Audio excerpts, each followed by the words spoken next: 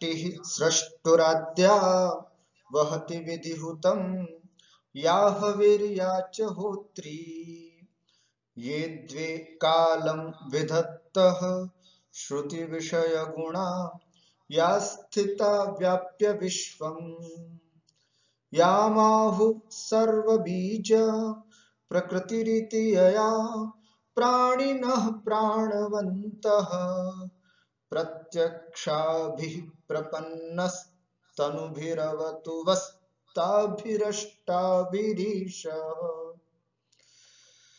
नमस्कारः सर्वेभ्यो नमो नमः। अभिज्ञान शाकुन्तलस्य अस्यां कक्षायां भवतां सर्वेषां हार्दम् अभिनन्दनं स्वागतम्। अद्य वयम् अभिज्ञान शाकुन्तलस्य पंचमाङ्कस्य प्रारम्भं कुर्मः। इतः पूर्वं वयं चतुरः अंकान् पठितवन्तः। अद्य पंचमाङ्कः प्रारप्स्यते। अस्य प्रथमा कक्षा इयं वर्तते। प्रथमकक्षायाः शीर्षकमस्ति हंसपदिकायाः गीतश्रवणम्। हंसपदिका का गीत सुनाई देता है राजा को। इत्यस्मिन् विषये अद्य वयं पठामः। केयं हंसपदिका, कौन है भाई हंसपदिका, क्यों गीत गा रही है, कौन सुन रहा है, इत्यादि विषय अद्य वयं सर्वं विस्तरेण पठामः। चलामः। ततः प्रविशत्यासनस्थो राजा विदूषकश्च। ततः उसके बाद, प्रविशति प्रवेश करता है, आसनस्थो राजा आसन पर बैठे हुए राजा, विदूषकश्च और उनके मित्र माढ़व्य विदूषक। विदूषकः कर्णं दत्वा, विदूषक बहुत ध्यान से सुनते हुए, भो वयस्य, अरे मित्र, संगीतशालांतरे अवधानम देहि, संगीत शाला में थोड़ा ध्यान दो। अवधानम माने ध्यान, देहि दो, मुझे कुछ सुनाई दे रहा है। संगीत शालांतरे अवधानम देहि, संगीत शाला में थोड़ा ध्यान दे करके तो सुनो। कल विशुद्धाया गीते स्वर संयोगः श्रूयते। कल विशुद्धाया, कलेन मधुर स्फुट ध्वनि, कलह इत्युक्ते मधुर स्फुट ध्वनि, कल तेन न विशुद्धा, कलेन विशुद्धा, अर्थात मधुर स्फुट ध्वनि से विशुद्ध निर्दुष्ट गीते, गीति का स्वर संयोगः श्रूयते, अर्थात स्वर का संयोजन करना आदि सुनाई दे रहा है। अर्थात कोई बहुत अच्छा संगीत का अभ्यास करता हुआ कोई सुनाई दे रहा है। जाने तत्र भवती हंसपदिका वर्ण परिचयम करोति इति। जाने, मुझे ऐसा लगता है, मुझे ऐसा पता लग रहा है कि तत्र भवती आदरणीय, तत्र भवती इत्युक्ते आदरणीया, सम्माननीया, तत्र माने वहां, भवती माने आप, ये मत लेना। तत्र भवती आदरणीया, सम्माननीया, हंसपदिका, हंसपदिका जो है वो वर्ण परिचयम करोति इति। वर्ण परिचय का मतलब क्या होता है कि संगीत के स्वरों के साथ संयोजन करना। अर्थात जैसे संगीत है उसके हिसाब से स्वर है कि नहीं, संगीत ऊंचा जा रहा है, स्वर को ऊपर जाना, फिर नीचे लाना, ये सब जो कहलाता है संगीत शास्त्र में, इसको वर्ण परिचय कहते हैं। अर्थात वर्णों के साथ, गीत के शब्दों के साथ स्वरों को उतार चढ़ाव करना, ये सब कहलाता है वर्ण परिचय। तो ऐसा लग रहा है मुझे कि हंसपदिका वर्ण परिचयम करोति इति, वर्ण परिचय कर रही हैं, ऐसा मुझे पता लग रहा है, मुझे ऐसा लग रहा है, ऐसा विदूषक कहते हैं। राजा तुष्टिम भव यावद आकर्णयामि, अरे चुप तो हो जाओ अब थोड़ी देर, यावद आकर्णयामि, मैं भी थोड़ा सुनूं कि कौन सी आवाज है क्या, थोड़ा तुम चुप तो हो जाओ। मित्र है, तुष्णिम भव, जब भी किसी को चुप करना है ना, ये तुष्णिम भव, चुप हो जाओ। संस्कृत भाषायां किम वदन्ति, तुष्णिम भव, अपने से छोटे व्यक्ति को किसी को चुप करना है, ए चुप, कीप साइलेंट, ऐसा जो बोलते हैं ना, संस्कृत भाषा में इसको बोलते हैं तूष्णीम भव, चुप हो जाओ इति। यावद आकर्णयामि, मैं जब तक मैं सुन रहा हूं भाई, थोड़ा चुप हो जाओ इति राजा वदति तत्र। आकाशे गीयते, इतने में एक मतलब आकाश में इस तरह से आवाज सुनाई देती है, मधुर गीत सुनाई देता है। तत्र किम आसीत् गीतम इति अत्र लिखितम अस्ति, अपरवक्त्र छंदसि एतद् गीतम अस्ति, अभिनव मधुलोलुपो भवान् तथा परिचुम्ब्य च्युतमञ्जरीं कमल वसति मात्र निवृतो मधुकर विस्मृतोऽस्येनं कथम्। मेरा इतना अच्छा स्वर नहीं है जितना अच्छे स्वर से हंसपदिका गा रही थी। मेरे गीत को सुन करके आप हंसपदिका के गीत का अनुमान मत लगाना, वो तो बहुत मधुर स्वर से गा रही थी। मेरा तो गर्दभ स्वर है, अच्छे से नहीं बोल पा रहा हूं, लेकिन ये इतने मधुर स्वर से वो गा रही थी। पुनः एक बार हम गायामि, अभिनव मधुलोलुपो भवांस तथा परिचुम्ब्य च्युतमञ्जरीं कमल वसति मात्र निवृतो मधुकर विस्मृतोऽस्येनं कथम्। अत्र किं छन्दः अस्ति, अपरवक्त्रं छन्दः अस्ति। अयुजिन नरला गुरुः समे तदपरवक्त्रमिदं न जौजरौ। लक्षणम् अस्ति, अर्धवृत्तम् अस्ति खलु, प्रथम तृतीययोः समानं, द्वितीय चतुर्थयोः तत्र समानम् अस्ति, अतः अर्धवृत्तं, समवृत्तम्, अर्धवृत्तं, विषमवृत्तम् एवं त्रिधा तत्र वृत्तं भवति। तीन प्रकार के छंद होते हैं। अस्तु, अत्र अपरवक्त्रं छन्दः अस्ति, अस्य पद्यस्य भावः किम्, एक बार ध्यान से देखें, अन्वय करते हुए संपूर्ण भाव इसमें समझने का प्रयास करते हैं। मधुकर संबोधन किया जा रहा है, यहाँ पर हंसपदिका जो है वो संबोधन करती हुई कह रही है, क्या कह रही हैं,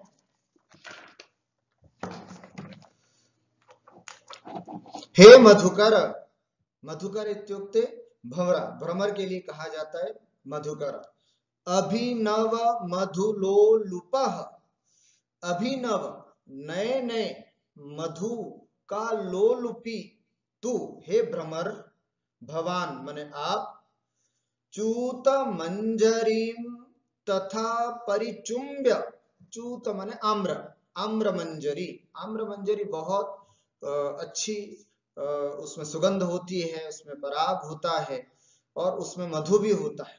तो भ्रमर जो है वो आम्र मंजरी को अच्छी तरह से परिचुम्ब्य, चुंबन करके उसका रसास्वादन ग्रहण करके अब क्या कर रहा है, कमल वसति मात्र निर्वृत्तः, कमल वसति, अब वो मात्र कमल के अंदर, भ्रमर जो है, भ्रमर को संबोधित करती हुई कह रही है यहाँ पर हंसपदिका कि अब तू कमल वसति मात्र, केवल कमल में रहने मात्र से अपने आप को निवृत्त कर दिया, अर्थात अन्यत्र जाना, अन्यत्र रसास्वादन करना तुमने छोड़ दिया।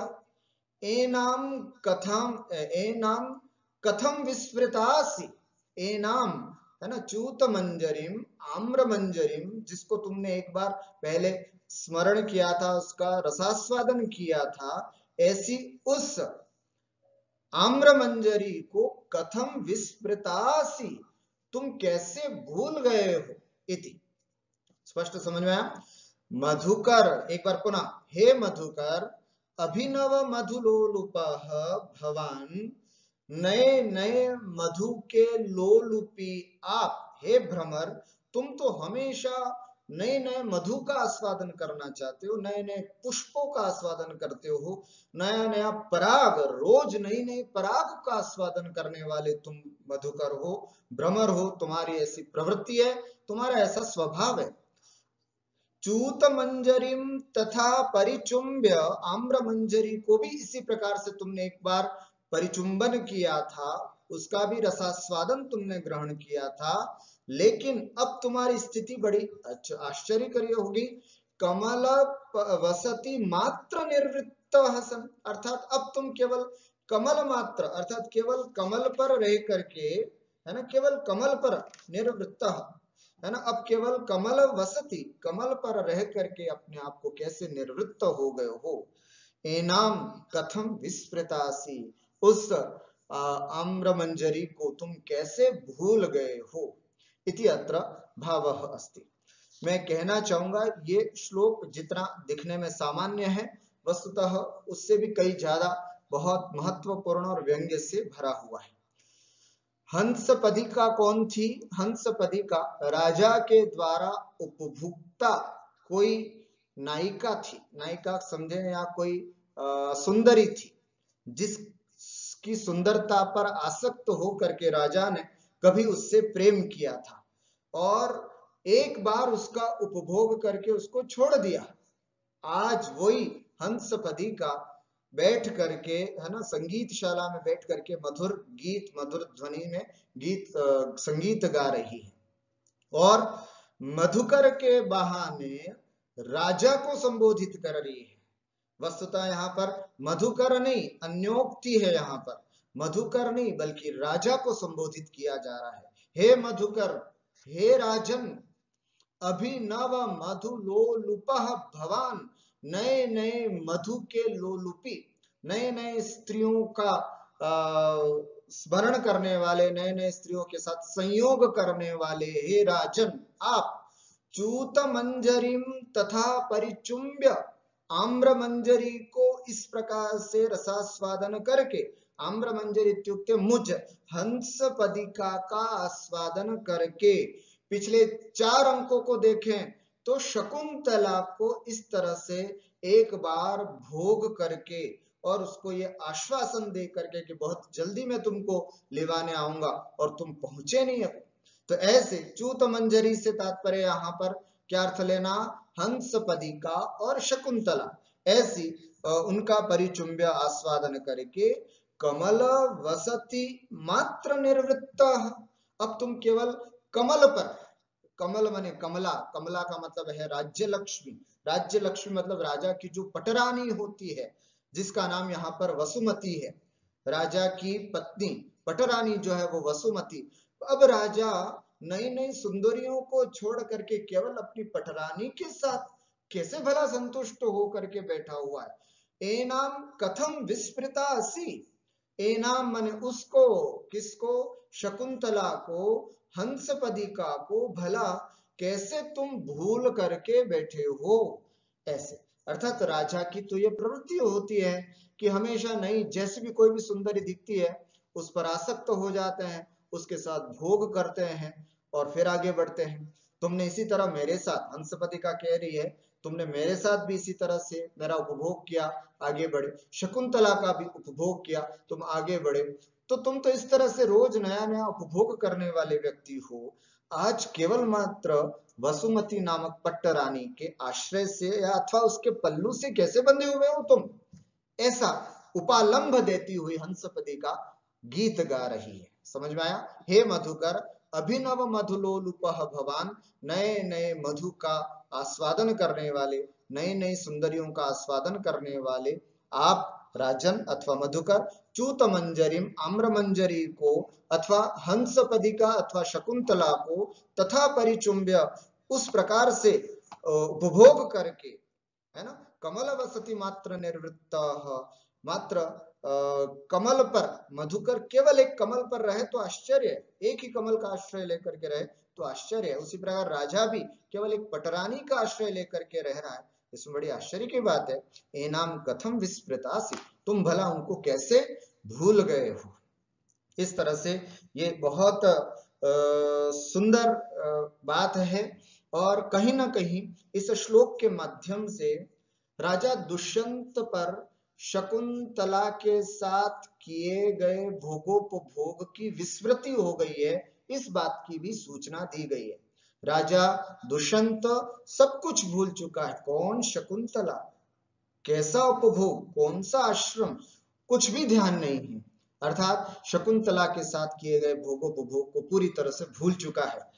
कारण स्पष्ट है, हम सबने पढ़ा है, उनको चतुर्थ अंक में दुर्वासा ऋषि से श्राप मिला था, इसकी वजह से शकुंतला को पूरी तरह भूल चुका है। ये कथांश हमको इस श्लोक के माध्यम से भी स्पष्ट हो रहा है। आगे देखते हैं। राजा, ओहो राग परिवाहिनी गीति, अरे बाप रे, ये तो राग को परिवाहिनी, राग को प्रवाहित करने वाली, राग को बढ़ाने वाली गीति है। क्या गीति है, मतलब मेरा बिल्कुल अंतस्थल हिल चुका है इस गीति को सुन करके। ओहो राग परिवाहिनी, अनुराग को बढ़ा देने वाली, प्रेम को बढ़ाने वाली कोई अच्छी सुंदर सी गीति है, ऐसा राजा यहाँ पर कहने लगा। विदूषकः पूछता है, किम तावत गीत्या अवगतोक्षरार्थः, क्या तुमने गीति के अक्षरों को समझ लिया, गीति के अर्थ को, गीति के भावार्थ को तुमने जान लिया। मुझे तो कुछ समझ में नहीं आ रहा है कि क्या मधुकर को संबोधित कर रही है ना, क्या च्युत मंजरी आदि कह रही है ना, ये सब बात समझ में नहीं आई। किम तावत गीत्या अवगतोक्षरार्थ, क्या तुमने इस गीति के माध्यम से अक्षरार्थ समझ लिया क्या, ऐसा विदूषक पूछते हैं। राजा स्मितम कृत्वा, हल्की सी मुस्कुराहट करते हुए राजा सकृत कृत प्रणयोयम जनः, अब अपनी कुछ पुरानी सी स्टोरी बता रहा हंसपदिका के बारे में। सकृत एक बार, कृत प्रणय, जिसके साथ मैंने प्रणय किया था, अयम जनः ये वही व्यक्ति है, अयम जनः मतलब ये वही है, मतलब ये वही हंसपदिका है। अयम जनः ये सामान्य उक्ति है, परंतु सा इयमेव, वो वही है, हंसपदिका एव। सकृत कृत प्रणयोयम, एक बार जिसके साथ मैंने कभी प्रेम किया था, शायद ये वही व्यक्ति है। होता है ना, कई बार कई व्यक्ति जीवन का पहला प्रेम करते हैं, प्रेम किसी के साथ होता है और विवाह किसी के साथ हो जाता है, तो विवाहित होने के बावजूद जब वो अपने प्रथम प्रेम को देखते हैं तो हल्का सा हृदय जो है वो द्रवित होता है। तो वही बात यहाँ पर राजा को भी हो, सकृत कृत प्रणयोयम जनः, ये एक बार मैंने इसके साथ कभी प्रेम किया था, इस तरह से वो बता रहे। तस्या उसका, अर्थात हंसपदिका का, देवी वसुमतिम अंतरेण मधुपालंभम अवगतोस्मि, ये वो हंसपदिका जो है वो देवी वसुमतिम अंतरेण, है ना, देवी वसुमती के, देवी वसुमती को लेकर के मधुपालंभम अवगतोस्मि, ये मुझे दिया जा रहा या उपालंभ है, ये मैं जान रहा हूं। अर्थात वसुमती मात्र पर अब मैं ध्यान दे रहा हूं, और समस्त बाहर किसी के प्रति मेरा अनुराग कम हुआ है, किसी के प्रति मेरा अनुराग नहीं है। इस बात को देख करके हंसपदिका नाम की कोई मेरी पूर्व प्रेमिका है, वो मुझे उपालंभ दे रही है, ये मैं समझ रहा हूं। सखे माढ़व्य, हे मित्र माढ़व्य, विदूषक का नाम माढ़व्य, हे मित्र माढ़व्य, मदवचनात् उच्चताम, हंसपदिका जाओ, मदवचनात् उच्चताम, ये मेरी बात जाकर के उसको बताओ, है ना, संस्कृत में इसको क्या बोलते हैं, मदवचनात् उच्चताम, मेरे वचनों से जाकर के उसको बोलो, हंसपदिका, है ना, जाओ हंसपदिका को बोलो मेरी बात को। निपुणम उपालब्धोस्मि इति, बहुत अच्छी तरह से तुमने उपालंभ दिया है, बहुत अच्छी तरह से तुमने व्यंग्य किया है, तुम्हारा यह व्यंग्य बिल्कुल सही है। निपुणम, बहुत कुशलता से, उपालब्धोस्मि, तुम्हारे द्वारा उपालंभ किया हुआ, मतलब तुमने कितनी मधुरता के साथ व्यंग्य में मेरे पर जो बाण चलाया, मैं तुम्हारी बात को समझ चुका हूं, तुम क्या कहना चाहते हो, जाओ हंसपदिका को कहो जा करके, इति ऐसा कहते हैं। विदूषक विदूषक कहता है कि मुझे भेज रहे हो तुम उसके पास, यद भवान आज्ञापयति, जैसी आपकी आज्ञा, उत्थाय, और फिर वो उठ करके जाते हैं, है ना। और भो वयस्य, अरे मित्र, गृहीतस्य तया परकीयैः हस्तैः शिखण्डके ताड्यमानस्य अप्सरसा वीतरागस्य इव नास्ति इदानीं मे मोक्षः।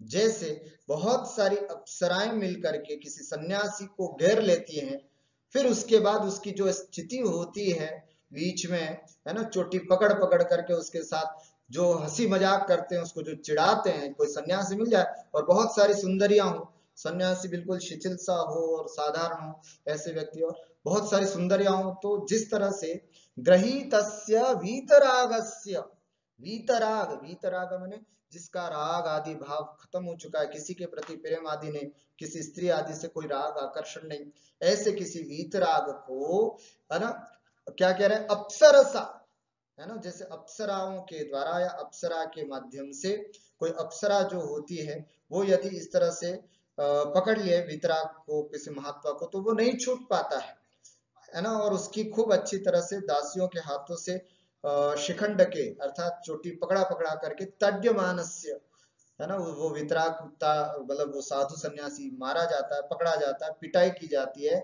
उसी तरह नास्ति इदानी में मोक्ष, मुझे भी पता है कि अब मेरी भी वही गति होने वाली है। हंसपदिका के पास आप मुझे भेज तो रहे हैं, पता चला हंसपदिका ने अपनी दासियों से मेरी जबरदस्त पिटाई करवा दी, ऐसा मुझे लगता है, तुम मेरी ऐसी ही कुछ दुर्गति करने वाले हो, ऐसा कहते हैं। राजा कहता ना ना, राजा गच्छ, अरे भाई जाना, नागरिक वृत्त्या संज्ञापय एनाम, कितनी सुंदर बात कही, जाओ और नागरिक वृत्त्या, नागरिक वृत्ति समझते हैं, एक ग्राम्य वृत्ति और एक नागरिक वृत्ति। ग्राम्य वृत्ति होती है सीधी सादी बात, सब हमें नहीं आता, नहीं आता, हमें आता है, हमें आता है, जो भी बात हो बिल्कुल स्पष्ट बोलने वाला होता है ग्रामीण व्यक्ति। और नागरिक, नगर के लोग, शहर के लोग झूठा झूठा चतुराई के साथ किसी को अन्यथा बोलने में बड़े सक्षम होते हैं। संस्कृत में अथवा नाट्य गीत आदि इनमें नागरिक वृत्ति का मतलब यही है कि नगर में रहने वाले लोगों की तरह चतुराई से संज्ञापय, जाकर के समझाओ, ए नाम हंसपदिका, अरे भाई जा और बड़ी चतुराई के साथ उनको समझाओ, मैं जो कह रहा हूं एकदम वैसे मत बोल देना, तुम अच्छे से समझाओ उसको कि तुम जो कह रहे हो वो बिल्कुल अच्छी तरह से मैं समझ गया हूं, तुम्हारा उपालंब, इस तरह से उसको भेजते हैं। का गति ही, और कर भी क्या सकता हूं, मेरी और क्या स्थिति है, तुम्हारी आज्ञा है तो मुझे पालन करना ही पड़ेगा, ऐसा करके वो कहते हैं का गति ही, और क्या गति हो सकती है ना, गंतव्यमेव गच्छामि एव इति गच्छति इति निष्क्रांतः, इस प्रकार से विदूषक वहां से चला जाता है हंसपदिका के पास। इस तरह से एक छोटा सा यहाँ पर विदूषक का जाना होता है। अग्रे राजा आत्मगतम, मन ही मन में, किन्नु खलु गीतम एवं विधार्थम आकर्ण्य इष्टजन विरहात् धृतेपि बलवत् उत्कंठितोस्मि। क्या कहते हैं, राजा मन ही मन सोच रहे कि यार किन्नु खलु गीतम एवं विधार्थम, एवं विदार्थम गीतम, इस प्रकार का गीत को आकर्ण्य सुन करके, इष्ट जन विरहात् धृतेपि, मेरा कोई भी इष्ट जन का विरह नहीं है, सब लोग मेरे अनुकूल हैं, मेरी पत्नी वसुमती मेरे साथ है, सब कुछ मेरे रनिवास में सब ठीक चल रहा है, कोई भी इष्ट जन का विरह नहीं, क्योंकि शकुंतला का तो याद ही नहीं आ रहा है, शाप के कारण उनको तो स्मरण नहीं आ रहा है, किंतु अंदर ही अंदर उनको कहीं खल रहा है कि हम किसी को याद कर रहे किंतु याद नहीं आ रहा है। तो इस प्रकार के गीत को सुनने के बाद इष्ट जन विरहा धृतेपि, किसी भी इष्ट व्यक्ति के विरह के बिना भी बलवत उत्कंठितोस्मि, अत्यंत उत्कंठित हूं, अत्यंत मेरा मन उदासीन हो रहा है। क्या बात है, कभी आपने सुना होगा या कभी आप लोग जानते होंगे कि कई लोगों को पुराने गाने सुनने का बड़ा शौक होता है ना, और फिर उस गाने को सुनते सुनते एकदम खो जाते हैं। हमारा मित्र जब हम पढ़ते थे साथ में, तो हमारे हॉस्टल में रूम पार्टनर हुआ करते थे, और वो उनके साथ भी जीवन में इस तरह की कोई घटना घटी, तो वो इस तरह के वो एक ऐसा लड़का था, इस तरह के गाने सुनने लगते थे और ऐसे गाने सुनते थे। अब आप लोगों को पता नहीं वो गाने याद है कि नहीं, पर इस तरह के कुछ गाने जो विरह के हुआ करते थे वो सुनते थे और अपने मन को तसल्ली दिया करते थे। या फिर कोई अच्छा खासा आदमी भी जब इस तरह के गीत को सुन करके क्षुब्ध हो जाए, है ना, अथवा खिन्न हो जाए, तो समझना कि उसके अंतरंग में कहीं ना कहीं इस तरह का विरह या प्रेम दबा हुआ है, जो किसी के प्रति प्रेम है और अभी तक उस प्रेम को किसी के सामने खुल करके नहीं कह पाया। आपने देखा होगा जब कभी नए नए बालक बालिकाओं का प्रेम होता है और उसके बाद जब विरह हो जाता है, तो वो पुराने गाने, इस तरह के गाने सुनना पसंद करते हैं, जिससे कि उनका मन वापस उस स्थिति को याद करे और उसको दिलासा मिले। वही स्थिति यहाँ पर थी कि वो हंसपदिका का गाना सुन करके राजा दुष्यंत को यहाँ पर ऐसा लगा कि नहीं, मेरे सब कुछ ठीक है, उसके बावजूद भी मेरा मन इतना उत्कंठित क्यों हो रहा है, क्योंकि राजा खुद भी नहीं समझ पा रहा था कि श्राप के वश से वह शकुंतला को भूल चुका है, उसको शकुंतला तो याद ही नहीं थी। इस तरह की स्थिति यहाँ पर, किंतु कवि ने यहाँ बड़ी निपुणता के साथ इस बात को यहाँ पर बताया। किन्नु खलु गीतम एवं विधार्थम गीतम आकर्ण्य, इस प्रकार के गीतों को सुन करके इष्ट जन विरहाद्रतेपि, है ना, विरहाद्रते, रिते में पंचमी, इष्ट जन के वियोग के बिना भी बलवत उत्कंठितोस्मि, अत्यंत उत्कंठित हो रहा है मेरा मन। अथवा या ये भी हो सकता है, रम्याणि वीक्ष मधुरांश्च निशम्य शब्दान् पर्युत्सुको भवति यत् सुखितोऽपि जन्तु तच्चेतसा स्मरति नूनमबोधपूर्वं भवस्थिराणि जननन्तरसौहृदानि। पुनः एकवारम्। अत्र वसन्ततिलका छन्दः अस्ति, रम्याणि वीक्ष मधुरांश्च निशम्य शब्दान् पर्युत्सुको भवति यत् सुखितोऽपि जन्तु तच्चेतसा स्मरति नूनमबोधपूर्वं भावस्थिराणि जननन्तरसौहृदानि इति। अन्वयं पश्यामः। राजा कहते हैं कि पता नहीं क्यों ऐसे गीत को सुन करके मेरा मन उत्कंठित सा हो रहा, अथवा ये भी हो सकता है, क्या क्या कल्पना कर रहे हैं, रम्याणि वीक्ष, है ना, रम्याणि वीक्ष, बहुत सुंदर सुंदर वस्तुओं को, बहुत सुंदर सुंदर साधनों को देख करके, मनोहर वस्तुओं को देख करके, मधुरान शब्दांश्च निशम्य, और मधुर शब्दों को सुन करके, है ना, बहुत सुंदर सुंदर मनोहर वस्तुओं को देखकर, मधुर मधुर शब्दों को सुन करके, यत् सुखितः अपि जंतु पर्युत्सुकः भवति, यदि कोई बहुत अच्छा भला चंगा व्यक्ति भी यदि पर्युत्सुकः, उत्कंठित होने लग जाता है, तो निश्चित रूप से तत्नूनम, निश्चित रूप से चेतसा, है ना, उसका मन जो है वो अबोध पूर्वम, निश्चित रूप से पूरी तरह से ज्ञान में नहीं आया है, अबोध, बोध नहीं, अबोध पूर्वम, अच्छा ठीक ठाक रूप से नहीं जाने बिना, भावस्थिराणि जननांतर सौहृदानि स्मरति। वाह, क्या होता है, वो अपने मन से भावस्थिराणि, अर्थात वासना के रूप में जो भाव उसके अंदर हैं, वो भाव जो हैं वो जननांतर सौहृदानि, अर्थात जननांतर सौहृदानि स्मरति, और किसी, जनन मने अन्य, पूर्व भव में, और किसी भव में, सौहृदानि अर्थात किए गए मैत्री भाव या मित्रता को मानुस्मरण कर रहा है।